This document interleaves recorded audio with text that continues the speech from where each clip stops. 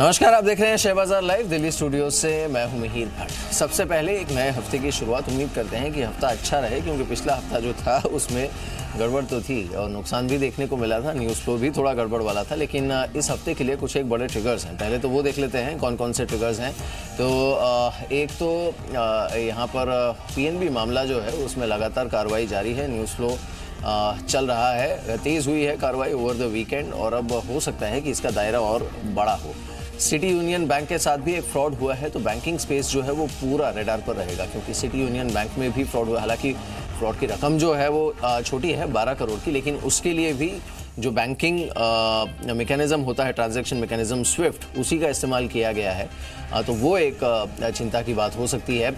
कल एक बड़ी खबर यह आई कि नवी मुंबई में तीसरे एयरपोर्ट के लिए शिलान्यास हुआ है। प्रधानमंत्री मोदी ने कल ये शिलान्यास किया है और साथ ही मुंबई से पुणे, इन दोनों मेट्रो शहरों के बीच की दूरी अब आधे घंटे से कम समय में तय हो सकती है। कल हाइपरलूप 1 के चेयरमैन रिचर्ड ब्रैंसन ने हाइपरलूप का MOU साइन किया है महाराष्ट्र सरकार के साथ, और एक बार ये बनकर तैयार हो जाएगा तो दोनों शहरों के बीच की दूरी 15 से 20 मिनट में तय होगी। तो ये कुछ ऐसे ट्रिगर्स हैं जिस पर हमारी नज़र रहेगी। लेकिन साथ ही ये भी देख लेते हैं कि आज सुबह एशियन ट्रेड कैसा है और हमें जो हैंड ओवर मिला था यूरोप और US से, वो किस तरह का था। कम से कम वहाँ पर कोई बड़ा नेगेटिव ट्रिगर नहीं था। तो इसी के चलते आप देखिए SGX निफ्टी जो है वो 10,466 के आसपास है फिलहाल। और ज़्यादातर एशियन मार्केट्स में अगर आप देखेंगे तो क्यूज़ ठीक ही देखने को मिले हैं। अगर आप एशियन मार्केट्स को देखें तो रुझान यहाँ पर ठीक ठाक है। मेरे साथ मेरे सहयोगी रजत भी हैं। रजत, बताइए। Most of the Asian market जो है वो आज बंद हैं। देखिए आज चाइनीज मार्केट बंद है ऊपर से, लेकिन अगर आप निके से चूज लेने की कोशिश करेंगे तो वहां पर पॉजिटिव बायस के साथ ट्रेड हो रहा है, क्योंकि येन में कमजोरी का असर डेफिनेटली आज निके पे देखने को मिल रहा है। ऊपर से अमेरिकन मार्केट्स काफी मिले जुले बंद होते हुए नजर आए। आज अमेरिकन मार्केट्स हॉलिडे मूड में है, आज अमेरिकन मार्केट्स नहीं खुलेंगे। लेकिन अगर आप क्यूज SGX निफ्टी से लेंगे तो यहां पर लोअर लेवल से डेफिनेटली खरीदारी है। और पिछले हफ्ते के कार्नेज के बाद तो जो हम बात करते हैं कि बहुत ज्यादा ओवरसोल्ड टेरिटरी में ठीक एक्सपायरी से पहले एक पुल बैक के चांसेस बन जाते हैं, क्या बिल्कुल वैसे उसी तर्ज पे ट्रेडिंग होती हुई नजर आएगी महाराज के सत्र में? क्योंकि बहुत ज्यादा ओवरसोल्ड है। 10,400 एक लोअर कैप है मार्केट का और हायर साइड पे 10,600, इसी रेंज में समझें कि इस हफ्ते निकाल देंगे ट्रेडिंग। देखो, लग तो यही रहा है। अगर आप इनफैक्ट पुट कॉल का भी बिल्डअप देखें तो लग तो यही रहा है कि 10,400 से लेकर 10,600 के दायरे में मार्केट रह सकता है। और ये कंसोलिडेशन हो तो कुछ बुरा भी नहीं है, क्योंकि पिछले हफ्ते जो रुझान हमने देखा था उसके बाद एक डर जो था वो ये था कि कहीं और कमजोरी ना हो जाए यहाँ से। लेकिन जो प्रॉब्लम है ना मार्केट के लिए, वो दरअसल PSU बैंकिंग स्पेस है। और वो इसलिए क्योंकि ये जो PNB का न्यूज़ फ्लो है, इसने एक सिस्टमैटिक क्वेश्चन मार्क खड़ा कर दिया है कि अगर ये PNB में हो सकता है तो किसी और बैंक में भी हो सकता है। अगर LOU का मिसयूज़ कोई एक बंदा अगर 7-8 साल तक कर सकता है तो किसी और बैंक में भी हो सकता है। और हमने देखा सिटी यूनियन में भी फ्रॉड हुआ। हालांकि दोनों को जोड़ना ठीक नहीं है। तो इन सब के चलते बैंकिंग स्पेस जो है वो एक ड्रैग क्रिएट करते रहेगा निफ्टी पर, और वो एक कंसर्न रहेगी। लेकिन फॉर द टाइमिंग ये लग रहा है कि इस हफ्ते के लिए मार्केट कोशिश करेगा 10,400 के आसपास सपोर्ट लेने की। ऑन द हायर साइड हालांकि 10,600 के आसपास एक रेजिस्टेंस ज़रूर बना हुआ है निफ्टी पर अभी। और एक तो ये जो FIS की तरफ से डेली हम देख रहे हैं जो आंकड़ा आ रहा है बिकवाली का, वो बहुत ज़्यादा कंफर्ट नहीं दे रहा है मार्केट को। कम से कम उसके चलते ये चीज़ तो तय है कि यहाँ से मार्केट जल्दबाजी में ऊपर जाने की कोशिश नहीं करेगा। सेंटिमेंट जो है वो ऑब्वियसली थोड़ा सा कमजोर है। अच्छा, ये जो मैं बोल रहा हूँ ना, एक रेंज ट्रेडिंग होती हुई नजर आएगी वो इस तर्ज पे, क्योंकि FNO डेटा ये बता रहा है। देखिए वोलेटिलिटी जो है वो कूल ऑफ हुई है। FIs ये बात बिल्कुल ठीक है कि जनवरी में जितनी खरीदारी कर रहे थे उतनी ही रफ्तार से फरवरी में बिकवाली करते हुए नजर आए, और क्वांटम है 1,066 करोड़ का बीते सत्र में। DIs 1,128 करोड़ की खरीदारी करते हुए नजर आए। लेकिन देखिए अगर आप कुल मिलाकर पिक्चर देखेंगे, और वो भी ऑप्शंस फ्रंट पे, तो इंडेक्स ऑप्शन में खरीदारी के आंकड़े, जिसमें पुट्स बहुत मात्रा में खरीदी गई पिछले सत्र में। अब इंपॉर्टेंट ये हो जाता है कि 10,400 अगर होल्ड कर गए तो एक लोअर लेवल पे जितना करीब आते चले जाएंगे 10,400 के, उतने ही ज्यादा पुल बैक के चांसेस बढ़ जाएंगे, क्योंकि यहां पर सिस्टम में लगभग 41 लाख शेयर जो वो सिस्टम में खड़े हैं। और हायर साइड पे 10,600 जैसे कि मिहिर बता रहे थे, that is a resistance level जो मार्केट्स को क्लोजली वॉच आउट करना है। इसी रेंज में ज्यादातर ट्रेडर्स तो समझ रहे हैं कि अगले 1 या 2 ट्रेडिंग सेशन हम गुजारते हुए नजर आए। अब इंपॉर्टेंट ये भी है कि जो वोलेटिलिटी के कूल ऑफ होने का असर है वो मेन इंडेक्स पे तो दिखेगा ही, लेकिन ये जो निफ्टी बैंक है ना, ये फोकस में इसलिए रहेगा क्योंकि सरकारी बैंक्स जो हैं वो बहुत ज्यादा बिकवाली ऑलरेडी हम देख चुके हैं कि होती हुई नजर आई है। वीकली चार्ट्स बेहद कमजोर, लॉन्ग टर्म चार्ट्स बेहद कमजोर। लेकिन जब ऐसे कमजोर स्ट्रक्चर्स होते हैं और ठीक एक्सपायरी से पहले होते हैं ना, तो ट्रेडर्स फोकस करते हैं शॉर्ट टर्म चार्ट्स पे, और वहां पर एक शॉर्ट टर्म बाउंस के लिए तो एटलीस्ट यहां पर ज्यादा ट्रेडर्स हो सकता है कि पोजीशंस बनाते हुए नजर आए with a strict stop loss. और ये प्रूफ भी हुआ, पंजाब नेशनल बैंक जो था वो पिछले सत्र में लेटर हाफ में 121 के लेवल तक पहुंचा था और वहीं से ही देखिए एक शॉर्ट कवरिंग यहां पर आती हुई नजर आई जो उसको 125 तक ले गई। तो एक शॉर्ट टर्म बाउंस के लिए जो वो प्ले किया जा सकता है सरकारी बैंक्स में, लेकिन मैं फिर कह दूं कॉशियस रहिए क्योंकि न्यूज फ्लो बहुत ज्यादा है स्पेस पे। कोई बाउंस आता है हाई लेवल पे, फिर से जो ट्रेडर्स हैं वो बिकवाले के सौदे ज्यादा बनाते नजर आएंगे, लेकिन डेफिनेटली शॉर्ट टर्म एक ट्रेडिंग बाउंस के लिए प्ले किया जा सकता है। अब एफएनओ के जो आज बैन पीरियड में यानी कि इंट्राडे पोजीशंस तो रहेंगी लेकिन उसको कैरी ओवर नहीं कर सकते, उसमें है बलरामपुर चीनी, डिश टीवी, फोर्टिस और GMR infra. Fortis fresh ban period में आया है। इसके अलावा एचडीआईएल, जैन इरिगेशन और जेपी एसोसिएट्स और ओबीसी में भी आप ये समझें कि पोजीशंस कैरी नहीं कर सकते, एफएनओ बैन में इंट्राडे सौदे खड़े कर सकते हैं। बिल्कुल। चलिए, खैर हमारे साथ अब सिमी भौमिक भी है, उनसे बात करते हैं एक बात। सिमी, मॉर्निंग टू, शुक्रिया इस बातचीत में शामिल होने के लिए। क्या लग रहा है मार्केट का दायरा इस हफ्ते के लिए आपको?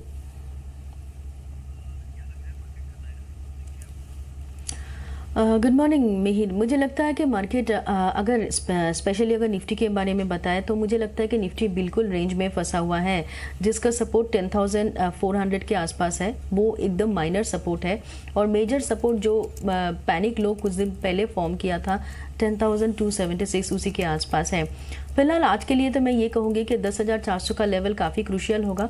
अगर ये सपोर्ट होल्ड कर पाता है निफ्टी तो एक उछाल देखने को मिल सकता है जो इसका ओवरऑल जो बाउंड्री रेंज है उसका अपर बाउंड्री तक ले जा सकता है। वो अपर बाउंड्री 10,550 से 10,600 के बीच में है।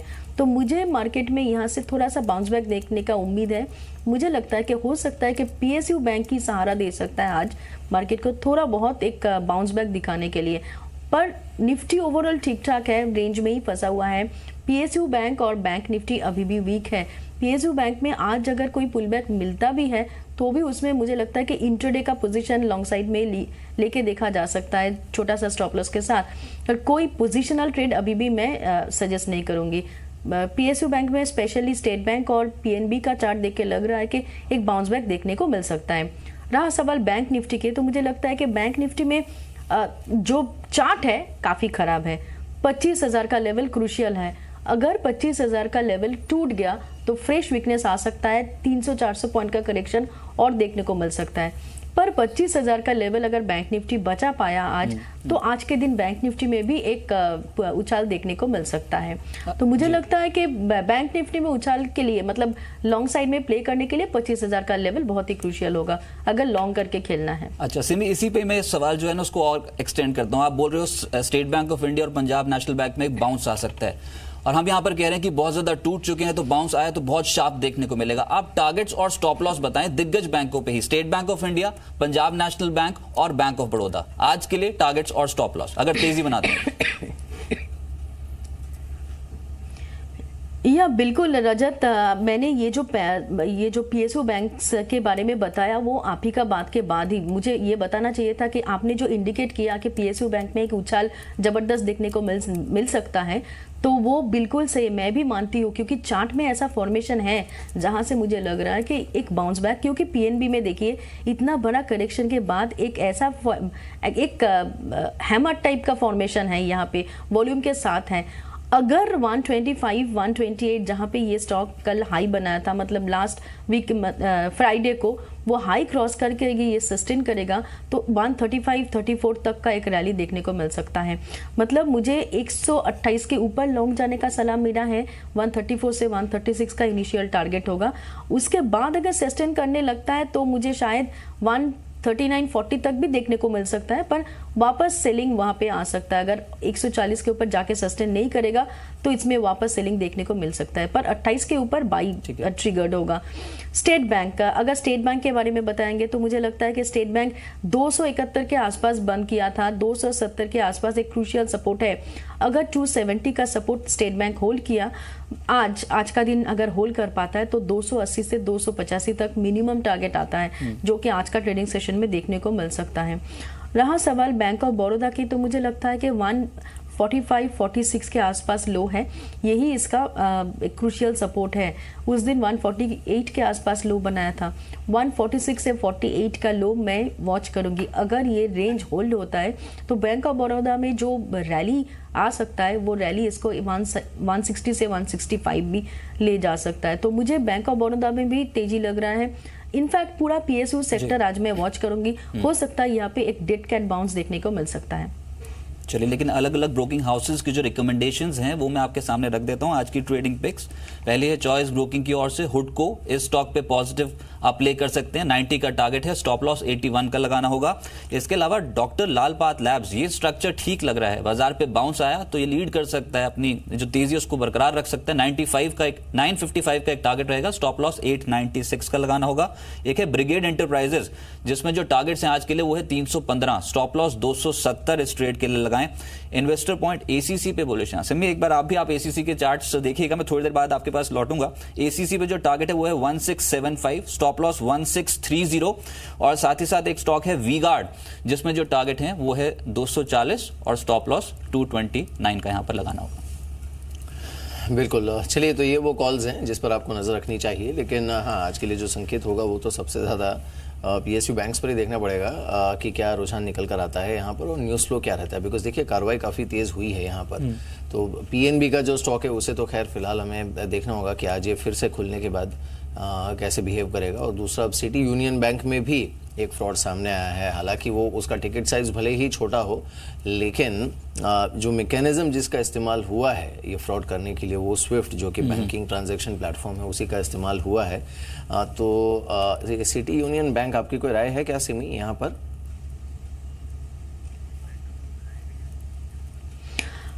देखिए, मैं ये समझ में नहीं आ रहा है कि लास्ट कुछ ट्रेडिंग सेशन से पूरा PSU बैंक नीचे जा रहा था, पर सिटी यूनियन बैंक का जो ट्रेंड दिख रहा है शॉर्ट टर्म का, वो एकदम पॉजिटिव है। लो बनाया था करीब 147 के आसपास 7 फरवरी को, और 7 फरवरी के बाद ये लगातार ऊपर में ही आया है और हर क्लोजिंग ऊपर में ही दिया है। मतलब एक higher top higher bottom type का फॉर्मेशन है।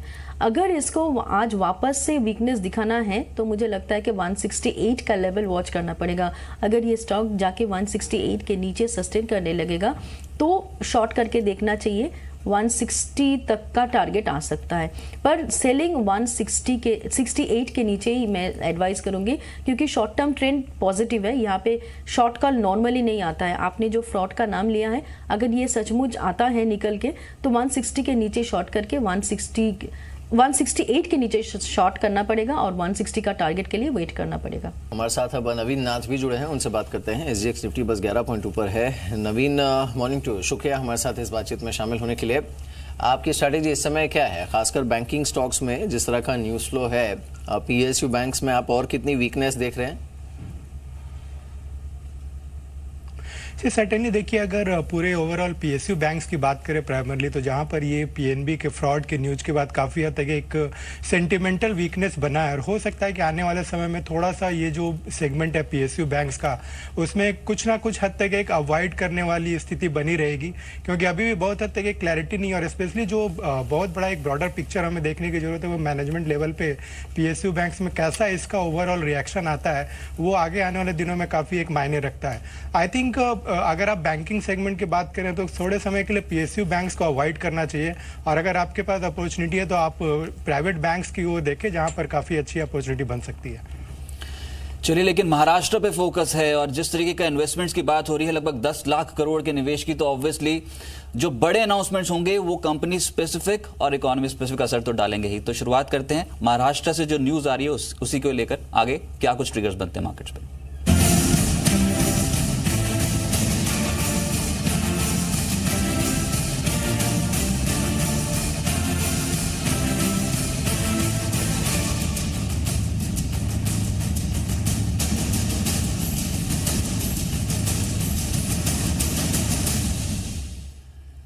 महाराष्ट्र मैग्नेटिक इन्वेस्टमेंट समिट में रिलायंस के चेयरमैन मुकेश अंबानी का ऐलान कि ग्लोबल कंपनियों के साथ मिलकर अगले 10 साल में महाराष्ट्र में 60,000 करोड़ रुपए का निवेश करेंगे।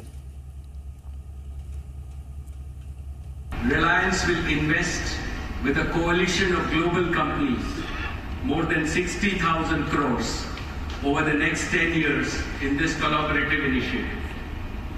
When we contacted global reputed technology companies to participate, we received an overwhelming response. Just within a few weeks, more than 20 global companies have already agreed to co-invest with Reliance. And these include Cisco, Siemens, Corning, HP, Dell, Nokia, and NVIDIA.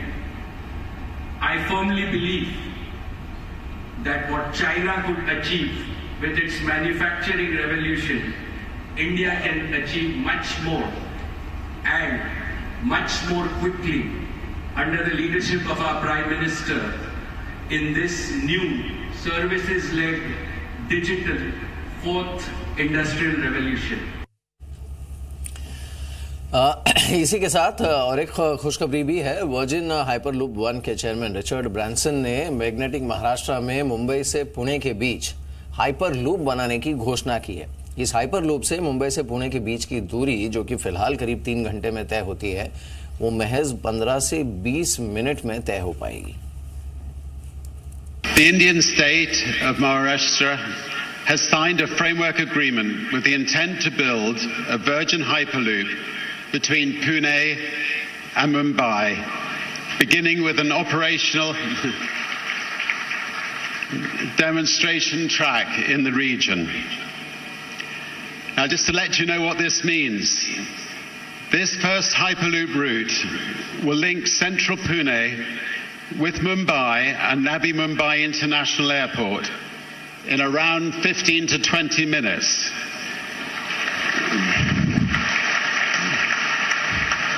How long does it take on the road? And it will connect 26 million people. Individual pods will go straight to individual gates at the airport, saving a further hour or so going through the airport. It will carry 150 million passengers per year. और वहीं रतन टाटा ने अभी एक बड़ी घोषणा कर दी। Tata sons ने कहा कि वो महाराष्ट्र में हेल्थ केयर सेक्टर में निवेश करेंगे। All I can say is Tata's would continue to invest in Maharashtra. It would continue to use its Tata Trust to uplift the living standards of its people, to assist in health care and the health and cancer treatment. So, as an Indian company, I would like to express my commitment personally and that of the group to work with the Maharashtra government to continue to make Maharashtra one of the foremost states in the country for industrial investment.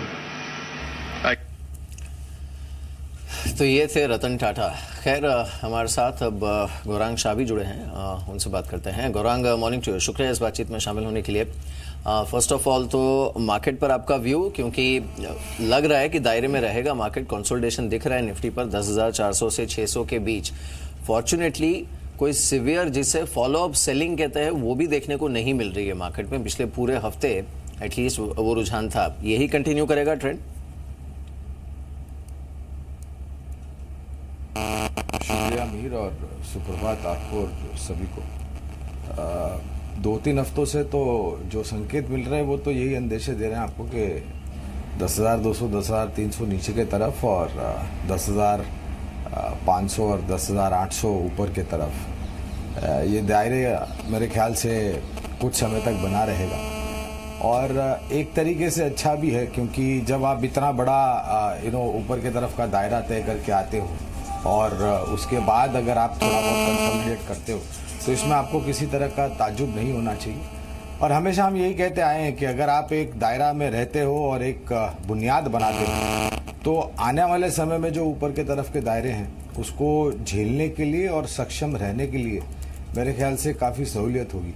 हाँ, ये बात ज़रूर है कि क्षेत्रों के हिसाब से और उन क्षेत्रों में कुछ स्टॉक्स को लेकर के जो खबरें चल रही हैं उसमें आपको ज़्यादा बहुत हरकत आती हुई दिखाई देगी। और जितना मैग्नेटिक महाराष्ट्र के तहत निवेश की बात हो रही है ना 10 लाख करोड़ की, तो ऑब्वियसली मेरा जो कंपनियां होंगी ना, वो जो मुंबई बेस्ड कंपनियां होंगी वो कहीं ना कहीं रडार पर रह जाएंगी, जिसमें इंफ्रास्ट्रक्चर स्टोरीज तो हैं ही, जैसे कि जयकॉर्प जैसी स्टोरीज, जयकॉर्प पे नजर रहेगी। रिलायंस इंडस्ट्रियल इंफ्रा ये पिछले कुछ दिनों में बहुत एक्टिव हुआ था, इनफैक्ट मार्केट टूटा तो उतने अनुपात में नहीं टूटा ये स्टॉक, इस पर नजर रखनी होगी। नवकार कॉप एक और स्टॉक है जो मुंबई बेस्ड है, ये भी कहीं ना कहीं आज ट्रेडर्स के फोकस में रहेगा। और एचडीआईएल जो रियल एस्टेट प्ले है, जैसे HDIL, India bulls real estate, ये तमाम कंपनियां जो होंगी वो आज के सत्र में फोकस पे रहने वाली हैं। लेकिन कुछ और स्टॉक्स जहां पर आज के सत्र में न्यूज फ्लो बहुत स्ट्रांग है, उसको बताने के लिए अंचल मेरे सहयोगी मेरे साथ मौजूद हैं। अंचल बताएं खबरें कहां पर है और हफ्ते के पहले कारोबारी सत्र में फोकस कहां रखना होगा? शुक्रिया रजत। शुरुआत रिलायंस कम्युनिकेशन से करेंगे। खबर अच्छी है, खबर यह है कि मणिपाल टेक ने जो बैंकरप्सी याचिका थी वो वापस ले ली है। बेसिकली मणिपाल टेक ने कंपनी के खिलाफ बैंकरप्सी याचिका दायर की थी, वो वापस ली गई है। उसका एक पॉजिटिव इंपैक्ट आज आपको रिलायंस कम्युनिकेशन पे दिखेगा। ऑलरेडी फ्राइडे को वीक बाजार में 1.5% ज्यादा की तेजी थी शेयर में। बिनानी इंडस्ट्रीज ये आज आपके रडार पे होना चाहिए, जोरदार तेजी आ सकती। कारण ये है दालमिया भारत और अल्ट्राटेक ने बोली लगाई है बिनानी सीमेंट को लेकर, जो सीमेंट कारोबार है उसको लेकर 6000 करोड़ की बोली लगाई गई है और इस पूरी बोली में कुछ हिस्सा नकदी के तौर पे कंपनी को मिलेगा, तो वहीं जो लेंडर्स है उनको भी 20% तक का स्टेक मिलेगा। अच्छी खबर है, सीमेंट कारोबार जो इसकी पेरेंट कंपनी है उसके लिए बोली लगाई गई है, उसका एक पॉजिटिव इंपैक्ट आज बिनानी इंडस्ट्रीज पे भी आता हुआ दिखेगा।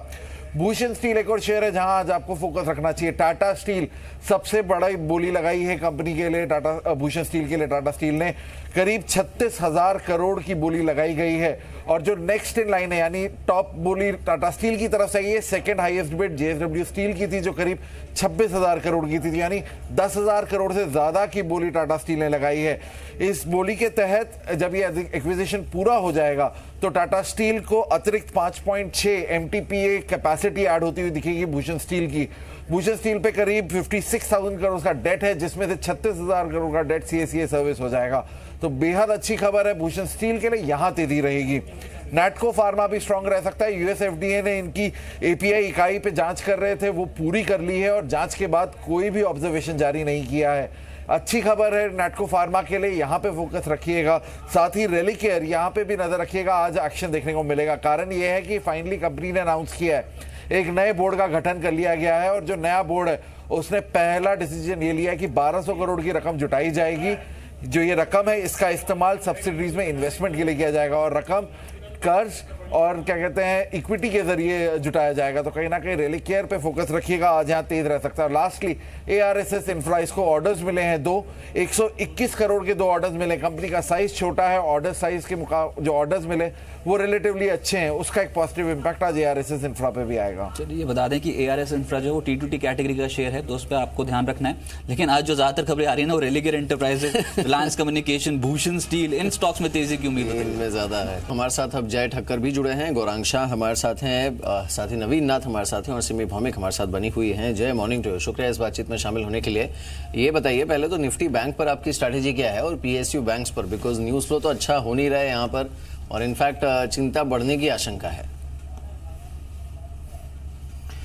हाय, good morning to you Mehar. Overall Mehar मैं कहूँगा कि PSU बैंक्स खास कर और बैंकिंग सेक्टर भी ओवरऑल चार्ट काफ़ी वीक लग रहा है। इसका low top slow bottom continuously देखने मिल रहा है। कुछ खास पुल बैक ये फॉल जो मेजर हमें देखने मिला था उसके बाद कुछ खास पुल बैक हमें देखने नहीं मिला निफ्टी बैंक में, और मैं कहूँगा कम्प्लीटली एक अंडर परफॉर्मर है even as compare to the Nifty. जो निफ्टी में जो हिसाब से एक बाउंस देखने मिला बैंक निफ्टी में देखने नहीं मिला। बट एक फाइनल होप है, जो रिसेंट लोज बने थे वो है 25,000 के मीर 25,000 के लेवल्स जब तक होल्ड करते आई थिंक वीक से साइडवेज ट्रेड कर सकता है ये इंडेक्स। आई थिंक जब तक 25,000 ब्रेक नहीं करता था वहां तक आई थिंक निफ्टी बैंक में अभी इस लेवल से रिस्क रिवॉर्ड फेवर नहीं करेगा। तो मेरी ये सलाह रहेगी अगर या तो शॉर्ट जाना है तो 25,000 के नीचे शॉर्ट करे, उसके नीचे मोमेंटम पकड़ेगा निफ्टी बैंक में और लगभग वहां से 500-600 पॉइंट की गिरावट देखने मिलेगी। But failing to do so Mehar, अगर 25,000 के लेवल्स आज या 1-2 ट्रेडिंग सेशन में नहीं ब्रेक होते तो फिर से बैंक निफ्टी बाउंस कर जाएगा ऊपर की तरफ लगभग 25,700-800 तक। तो ये रेंज बनी हुई है 25,000 टू 25,700 की। नवीन जी, आज ये जो फोकस में रहेगा ना, ये स्टील सेक्टर रह सकता है, और वो भी जो घरेलू ट्रिगर बन गया भूषण स्टील की बोली का, ये बहुत बड़ा ट्रिगर है। इंटरनेशनली तो मैं आपसे बाद में बात करूंगा, पहले तो ये समझाएं, ये जो टाटा ने ऑफर कर दिया, हम तो बात सुन रहे थे कि JSW सबसे आगे है बोली की रेस में, लेकिन टाटा स्टील आगे निकल गया। भूषण स्टील के लिए 35,200 करोड़ की बोली विद इक्विटी, 12.2% इक्विटी भी दे रहे हैं यहाँ पर लैंडर्स को। तो एक तो भूषण स्टील पे क्या पॉजिटिव रिएक्शन आ सकता है आज के सत्र में, और साथ ही साथ टाटा स्टील पे क्या किया जाए? देखिए, अगर भूषण स्टील की बात करें तो सर्टेनली इनके लिए एक बड़ा एक होप दिखता है यहाँ पर, क्योंकि जिस किस्म से इनको डेट के हिसाब से जो एक प्रॉब्लम था और जिस हिसाब से कंपनी काफ़ी पिछले दिनों से अंडर स्ट्रेस थी, वहाँ पर इनको एक सपोर्ट मिल सकता है। और अगर टाटा स्टील जैसा नाम इनके साथ जुड़ता है तो सर्टेनली यहाँ पर एक बड़ा गेम चेंजर हो सकता है भूषण स्टील के लिए। हालांकि इनके जो एसेट्स हैं जो टाटा स्टील एक्वायर करेगी, उनको काफ़ी हद तक एक देखना होगा how they are going to synergise all this thing under the Tata steel. तो वो आने वाले टाइम में ज़्यादा एक क्लैरिटी हमें मिल सकती है। बट ओवरऑल अगर आप देखें तो एक काफ़ी अच्छा प्रोस्पेक्ट बनता है भूषण स्टील जैसी कंपनी को, अगर टाटा स्टील उसको अपने साथ मर्ज करती है तो। रही बात टाटा स्टील के लिए, सर्टेनली उनको एक घरेलू स्तर पर एक काफ़ी बड़ा मार्केट जो है उस पर अपने आप को एक्सपैंड करने का, एक इनऑर्गेनिक ग्रोथ करने का अपॉर्चुनिटी यहाँ मिलता है। तो उनके लिए भी एक नेट देखा जाए तो पॉजिटिव साइन है अगर भूषण स्टील को एक्वायर कर पा रहे हैं तो मेरे हिसाब से दोनों कंपनियों के लिए एक सिनर्जी अच्छा बैठ सकता है। बिल्कुल। सिमी, आप कोई और कॉल्स देना चाहेंगे क्या आज के लिए?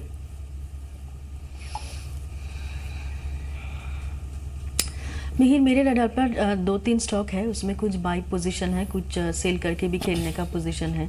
एक तो मैं बैंक में आज एक उछाल एक्सपेक्ट कर रही हूँ, जिसमें मुझे लगता है कि एक प्राइवेट बैंक अच्छा पार्टिसिपेट कर सकता है। कोटक बैंक लास्ट फ्राइडे को अच्छा उछाल दिखाया था निचले स्तर से। मुझे लगता है कि आज 1035 के नीचे स्टॉप लगा के अगर 1040-45 का रेंज होल्ड करता है कोटक बैंक, तो इसमें लॉन्ग करके खेलना चाहिए। 1065 से 75 का टारगेट इसमें आ सकता है। मेरा दूसरा स्टॉक बाई साइड में है सिप्ला, जिसमें मुझे लगता है कि आज एक रिवर्सल देखने को मिल सकता है। इनफैक्ट एक्चुअली ओवरऑल जो मार्केट का जो स्थिति है, इसमें अगर किसी को निफ्टी को सहारा देने के लिए अगर कोई लॉन्ग खेलना चाहता है तो मुझे लगता है कि फार्मा एक ऐसा सेक्टर हो सकता है जहाँ पे लॉन्ग साइड में खेला जा सकता है। सिप्ला मैंने चूज़ किया है क्योंकि उसमें एक अच्छा करेक्शन लास्ट वीक को देखा था, एकदम सपोर्ट में आके बंद किया था। एक उछाल मैं एक्सपेक्ट कर रही हूँ, अगर 600 का रेंज होल्ड होता है तो इसमें 618-624 का एक सब रेंज मैं देख रही हूँ ऊपर की तरफ। और सेल साइड में 2 स्टॉक है, एक सेंचुरी टेक्सटाइल जिसमें 1200 के नीचे उस दिन बंद किया था, तो 1200 का रेंज अगर क्रॉस करके सस्टेन नहीं करेगा तो करेक्शन एक्सटेंडेड होगा। 1175-1165 का टारगेट के लिए मैं सेल करने का सलाह दे रही हूँ। मेरा दूसरा सेलिंग स्टॉक है अशोक लेलैंड, जिसमें एक माइनर प्रॉफिट बुकिंग मैं एक्सपेक्ट कर रही हूँ। अगर 135-36 के नीचे जाके ये स्टॉक मेंटेन करने लगता है, जैसे उस दिन ये 135 के नीचे ही बंद किया था, 135-36 ये इसके लिए अभी रेजिस्टेंस हो जाएगा।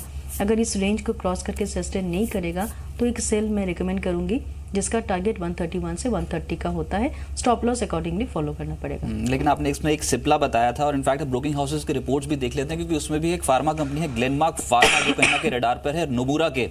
संदीप मेरे सहयोगी मेरे साथ इसमें मौजूद है। संदीप बताएं, ये ग्लेनमार्क फार्मा पे बाय रेटिंग इनिशिएट किया कि नोबुरा ने? बिल्कुल, बाय रेटिंग बरकरार रखी उन्होंने, और जो टारगेट प्राइस है उसे थोड़ा सा कट किया है। पहले 880 रुपये का टारगेट प्राइस था, अब उसे घटाकर 825 रुपये किया। आपको याद होगा ये जो क्वार्टर के नंबर्स आए थे उसमें भी एक वीकी स्ट्रेंड ही देखने को मिला था। इनफैक्ट कुछ प्रेशर अभी भी प्राइसिंग पे देखने को मिल रहा है, ऐसा नोमुरा की रिपोर्ट में मेंशन्ड है। इस वजह से उन्होंने बाय तो मेंटेन किया है लंबी अवधि के लिहाज से, लेकिन जिस तरह के रिजल्ट्स आए थे उसके बाद जो प्राइस टारगेट्स हैं उसको थोड़ा सा कट किया है। अब 850 रुपये का नया टारगेट प्राइस है।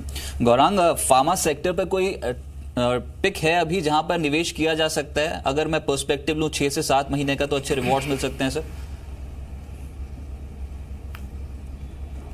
देखिए, 6 के 7 महीने के लिए तो हम कवायद कभी नहीं करते हैं, हम बुनियादी तौर पर आकलन करते हैं। और अगर नज़रिया साल, 1.5 साल, 2 साल का है तो उस लिहाज से एक लंबी सूची है हमारी फार्मा सेक्टर में जहां पर आप निवेश कर सकते हैं।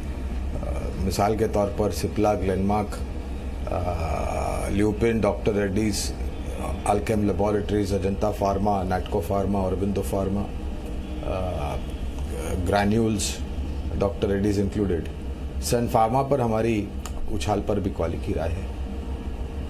एक इंटरेस्टिंग रिपोर्ट है संदीप, MCX पर बहुत समय बाद एक रिपोर्ट आई। मोतीलाल ओसवाल की क्या कह रही है रिपोर्ट? मैं इसी रिपोर्ट को देख रहा था रजत, बाय रेटिंग उन्होंने दी है एमसीएक्स के ऊपर, और जो टारगेट प्राइस है वो काफ़ी इंटरेस्टिंग है। 1100 रुपये का टारगेट प्राइस दे रहे हैं, जो कि मौजूदा स्तर से करीब 48% के आसपास की अपसाइड दर्शाता है। उनका ये कहना है कि एक तो 2018 में अभी तक जो कामकाज है इस कंपनी का वो काफ़ी इंकरेजिंग है, और दूसरा यूनिफाइड लाइसेंसेस को लेकर कुछ बातचीत उन्होंने अपनी रिपोर्ट में मेंशन करी, जहां वो कह रहे हैं कि ज़्यादा कुछ यहाँ पे चिंता करने की बातचीत नहीं है। ये दो मेन पॉजिटिव्स हैं जो कि इस रिपोर्ट में मेंशन है, और अच्छे खासे अपसाइड के साथ यहाँ पे 1100 रुपये का टारगेट प्राइस मोतीलाल ओसवाल दे रहे हैं एमसीएक्स पे। सेमी एमसीएक्स टेक्निकल चार्ट्स पे कैसा लग रहा है, क्योंकि मोतीलाल ओसवाल मान रहा है कि फेयर वैल्यू 1100 हो सकती है स्टॉक की।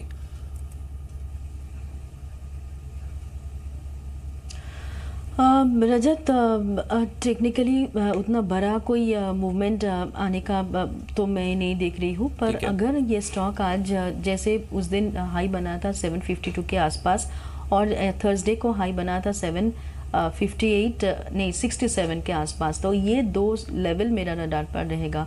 अगर 752 और 768 का रेंज ये स्टॉक क्रॉस करके सस्टेन करने लगेगा तो थोड़ा बहुत टेक्निकल फॉर्मेशन में बेहतरीन फॉर्मेशन हो जाएगा। हो सकता है उसके बाद एक अच्छा सा बाउंस बैक देखने को मिले, पर ओवरऑल चार्ट काफ़ी वीक है। एटलीस्ट इतना बड़ा टारगेट देने जैसा कोई फॉर्मेशन टेक्निकल पिक्चर में तो नहीं दिख रहा है। लॉन्ग टर्म, मीडियम टर्म और शॉर्ट टर्म तीनों ट्रेंड डाउन है, तो इसमें कोई टेक्निकली कोई रिडीमिंग फीचर नहीं लग रहा है। बिल्कुल। इस बीच टाइटन पर संदीप क्या है कॉल, बिकॉज ओवरऑल अगर आप देखें तो ज्वेलरी स्पेस में रुझान थोड़ा डामाडोल ही रहेगा इस हफ्ते भी। डॉइच बैंक की रिपोर्ट आई है मेर, यहाँ पे उन्होंने बाय रेटिंग बरकरार रखी है, टारगेट प्राइस वो दे रहे हैं 970 रुपये का। देखिए उनका कहना है कि अभी भी जो मैनेजमेंट है उनका फोकस ग्रोथ के ऊपर है, और ये एक सबसे अच्छी बात है जो कि उनको टाइटन के संदर्भ में अच्छी लगी है। डॉइच बैंक का ये मानना है, इसीलिए वो 970 रुपये का टारगेट प्राइस और बाय मेंटेन कर रहे हैं। ऑटो इंडस्ट्री प्ले काफी एक्साइटिंग हो रहा है पिछले कुछ दिनों में, कोई रिपोर्ट पॉजिटिव?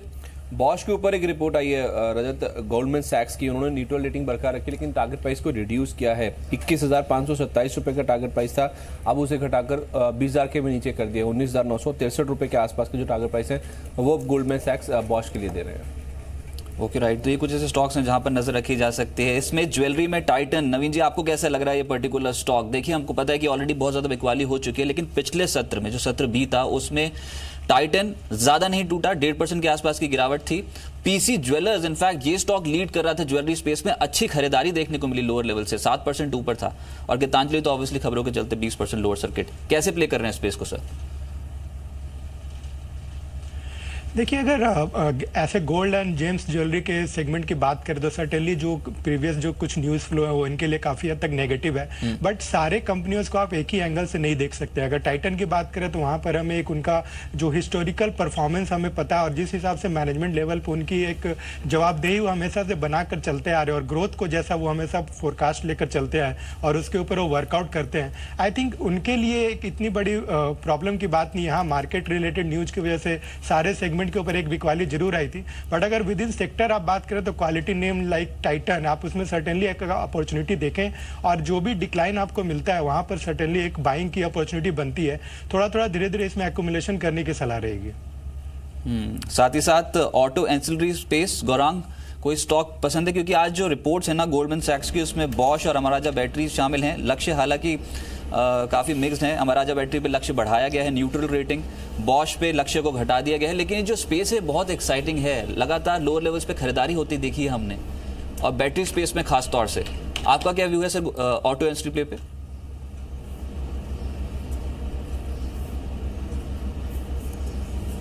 तो जब अगर कोई ऑटो सेक्टर पर सकारात्मक सा नजरिया लेकर के चलता है तो मुझे नहीं लग रहा है कि कोई कारण होना चाहिए आप टायर मैन्युफैक्चरिंग या फिर ओईएम सेगमेंट ऑटो एंसिलरी में नकारात्मक सा नजरिया लेकर के चले। दोनों साथ साथ चलते हैं रजत, और ऑटो एंसिलरी ओईएम में सभी टायर मैन्युफैक्चरिंग कंपनीज पर हमारी पॉजिटिव रिपोर्ट है, सिवाय बालकृष्ण इंडस्ट्रीज, क्योंकि यहाँ पर जो हमारे लक्ष्य थे वो मुकम्मल हो चुके, तो यहाँ पर मुनाफा वसूली की राय है। इसके अलावा एमआरएफ, जेके, सीएट, अपोलो ये सभी पर खरीदारी की राय है।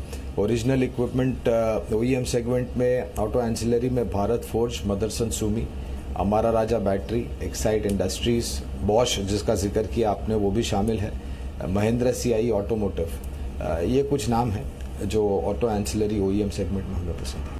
चलिए एफएनओ मार्केट की तैयारी करते हैं और कौन से ट्रेड्स हैं जो आप एफएनओ में ले सकते हैं उस पर बात करते हैं। जय ठक्कर और साथ साथ सिमी भौमिक हमारे साथ मौजूद हैं। जय, सबसे पहले आपके पास आ रहा हूं, मार्केट्स को लेकर अप्रोच बताएं। निफ्टी पे ट्रेड करना हो तो कैसे करें? Hi, good morning to you as well Rajat. Rajat, जो हिसाब से लास्ट ट्रेडिंग सेशन में क्लियरली एक हमें बिकवाली देखने मिली, एक सेलिंग प्रेशर देखने मिला और जो हिसाब से डिसिसिवली हमने देखे कि 10,500 के लेवल्स तो ब्रेक हुए, साथ ही साथ 450, 400 के लेवल्स भी जो एक सपोर्ट बनकर आ रहे थे वो भी ब्रेक हो रहे थे। तो समाउ मुझे ऐसा लग रहा है कि निफ्टी में ऑन द लोअर साइड 10,350 तक के लेवल्स देखने मिल सकते हैं। ऑन द अपसाइड 10,575 का एक रेजिस्टेंस है, with that as a stop loss sell करने की सलाह रहेगी या तो शॉर्ट में रहने की मेरी सलाह रहेगी निफ्टी में। कीपिंग दैट इन माइंड मैं कहूँगा रजत के मेरे दो ट्रेड्स हैं। एक ट्रेड तो मेरा है कि ब्रिटानिया पर लॉन्ग करे जो डिफेंसिव है एफएमसीजी में, तो यहाँ पर बाय करके चले। ब्रिटानिया में टारगेट्स लगभग 4,870 के आ रहे हैं on the upside, on low side 47.25 का एक स्टॉप लॉस लगाकर यहाँ पर बाय करें। अरविंद पर शॉर्ट करने की सलाह है रजत। कारण ये है कि जो पहले फॉल देखने मिला था हमें clearly impulsive fall on the way down था, एक 5 स्ट्रक्चर फॉल था। उसके बाद हमने लगभग 2 से 3 दफे बाइंग रेकमेंड की और एक बाउंस आया भी एज एंटिसिपेटेड, बट वो बाउंस कहीं ना कहीं 38-50% पे होल्ड होकर रिवर्स हो चुका है और अब मुझे लग रहा है अरविंद यहाँ से नीचे जाने के चांसेस ज़्यादा है। अरविंद पर सेल करने की सलाह रहेगी 373 के टारगेट्स के लिए, ऑन द अपसाइड 392 का एक स्टॉप लॉस रहेगा। सिमी, आपने बोला बैंकिंग में बुलिश हैं, पसंद क्या रहेगी, सरकारी बैंक या फिर निजी क्षेत्र का कोई बैंक?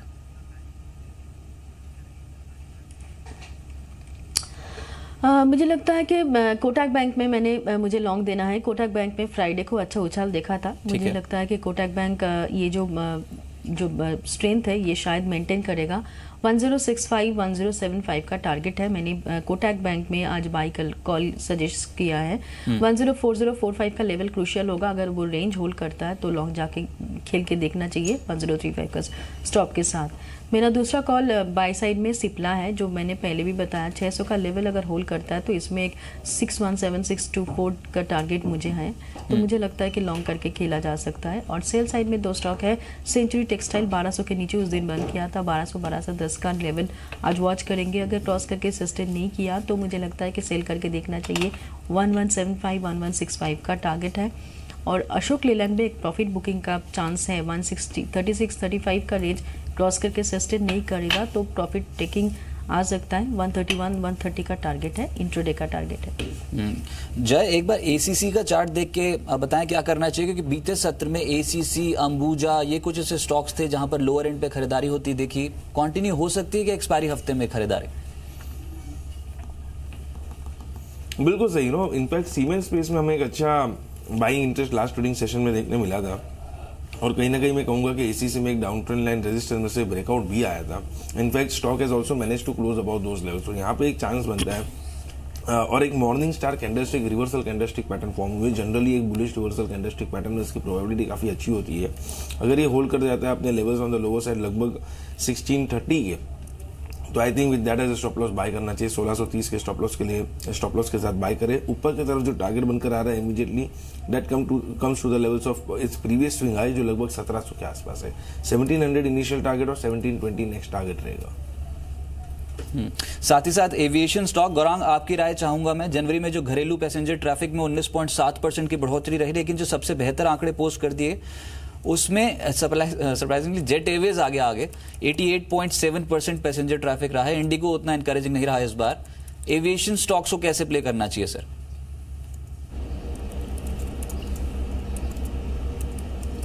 तो कई बार केवल एकमात्र स्टॉक जो इस क्षेत्र से जुड़ा हुआ है जो हमारी कवरेज में है, और इसकी कवायद जब आईपीओ आया था तब से हम कर रहे हैं। InterGlobe aviation Indigo. ओके।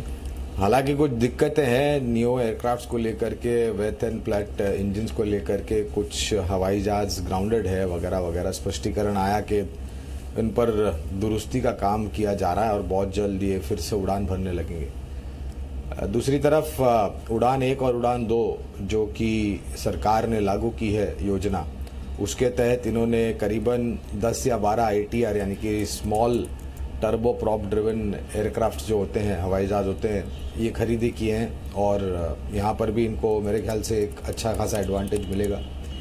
1260-70 के आसपास मेरे ख्याल से शुक्रवार को बंद हुआ था इंटरग्लोब एविएशन इंडिगो का स्टॉक। 1575 और 1650 लंबी अवधि के नजरिए से ये 2 लक्ष्यांक है हमारे। साथ ही साथ एक खबर है नैटको फार्मा में कि यूएस एफडीए ने एक प्लांट की जो इंस्पेक्शन की उसमें कोई भी ऑब्जर्वेशन नहीं मिली है। नवीन जी, नैटको फार्मा अगर आप ट्रैक करते हो तो सर ये बहुत ज्यादा टूट चुका है स्टॉक, इसलिए पूछ रहा हूं क्या खरीदारी कर सकते हैं मौजूदा स्तरों पे बिलो 800? कैसा लग रहा है आपको ये स्टॉक? प्राइमरली अगर आप फार्मा एज ए सेक्टर की बात करें तो कहीं ना कहीं कुछ ना कुछ एक ग्लोबल लेवल की जो न्यूज है वो इस पूरे सेगमेंट को काफ़ी हद तक वोलेटाइल हमेशा रखती आई है, बट हमें थोड़ा लॉन्गर टर्म व्यू लेकर चलना पड़ेगा। और इस स्पेस में अगर आप नैटको फार्मा की बात करें तो सर्टेनली जो न्यूज का ओवरहैंग था वो लास्ट कुछ दिनों में सेलिंग के हिसाब से हमें इसमें देखने को मिल गया है। आई थिंक एक अच्छा लेवल है, यहाँ से धीरे से आप इसमें एकोमुलेशन शुरू कर सकते हैं। स्लाइटली बेटर रहेगा अगर आप इससे अच्छा है अगर आप सिप्ला या फिर डॉक्टर रेड्डीज की तरफ जाए तो ज़्यादा बेटर है।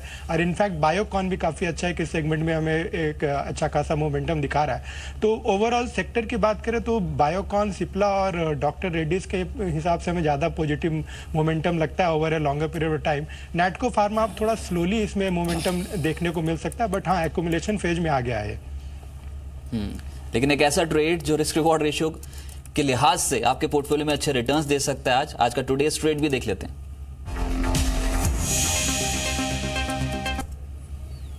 अंचल जुड़े हैं अब, अंचल बताएं आज का ट्रेड कौन सा है? शुक्रिया राज। आज के लिए टाइम टेक्नोप्लास्ट का शेयर है जिस पे आपको नजर रखनी चाहिए। देखिए पहले तो इस शेयर को अगर आप आवली चार्ट्स पे देखिए बेहद स्ट्रॉन्ग ट्रेंड्स बना रहा है। फ्राइडे के दिन आखिरी के 2 घंटे में एक स्ट्रॉन्ग तेजी आई थी, वॉल्यूम्स अच्छे हैं, सो मच 3 दिन की एवरेज वॉल्यूम 71% ज्यादा की है, तो अपने आप में बता रहा है कि शेयर बेहद स्ट्रॉन्ग लेवल्स पे है इस समय। डेली चार्ट पे एक रेंज से बाहर आया और यहां से अब और तेजी बनती हुई दिखेगी। 190 रुपए 50 पैसे का लेवल है जिसमें फोकस रखिएगा। ये ब्रीच करता है तो यहां से 197 के टारगेट्स आते हुए दिखेंगे आपको आज ही के सत्र में, लेकिन एक स्ट्रिक्ट स्टॉप लॉस 186 का भी फॉलो करिए।